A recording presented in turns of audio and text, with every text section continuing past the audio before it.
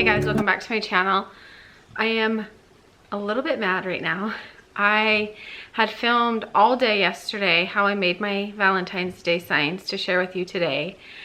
And I uploaded all the footage that I had last night onto my computer, edited it, and then all I had to do today was do the intro and then get some better like pictures of the signs since it was daylight. Well, I don't know what happened, but I took my disc out to record the intro to this video and the better photos since it's light. And when I went back to my computer, all my footage from yesterday is gone. I don't know what I did, and I'm really bummed out about it. So the next best thing that I can think of is to just show them to you and explain to you what I did. And I hope that it's enough that you will be able to recreate it if you would like.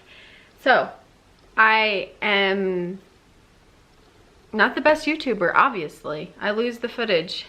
And when you do a DIY, it's hard to recreate it because the project's already done. And I'm not gonna go buy more stuff to just make another one for another video.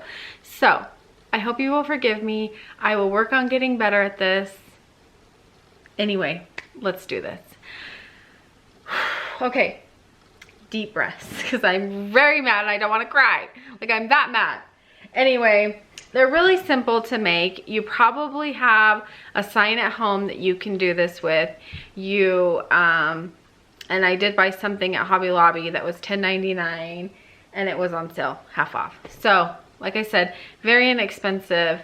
The first one I did is I have this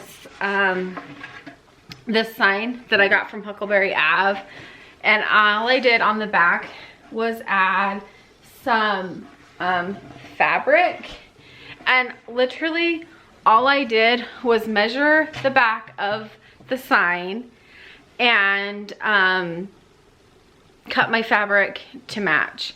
And I also layered this with white wrapping paper because the fabric was a little bit see-through. And then how I adhered it is I just sprayed a little bit of fabric or spray adhesive on the back and then just smoothed it out.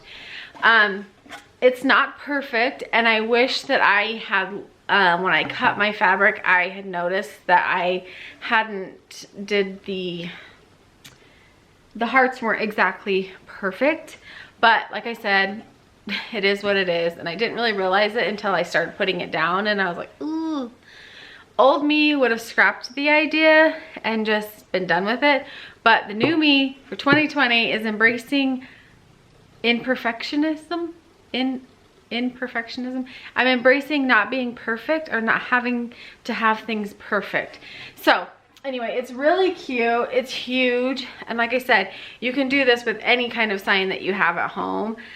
It's a good way to repurpose signs because this sign would have cost you $80 if you would have bought it like this, and this cost me $5. The cost of the fabric, I just bought it, and it could be less because I bought a full yard and I only used half of it, so it was like $2.50.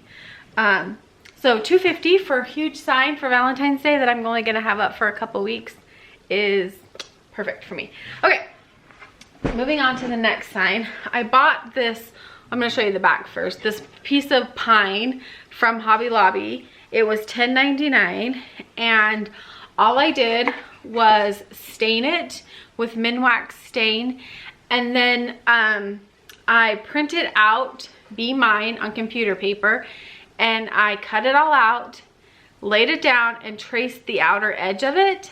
And then just I started with a paint marker, a Sharpie paint marker, but it just did not work out well, and so I went in with chalk paint and hand painted it. It isn't perfect, but like I said, I think it's cute, and I love that it kind of looks farmhouse and very imperfected, but it is what it is, and I hope that you guys enjoy it.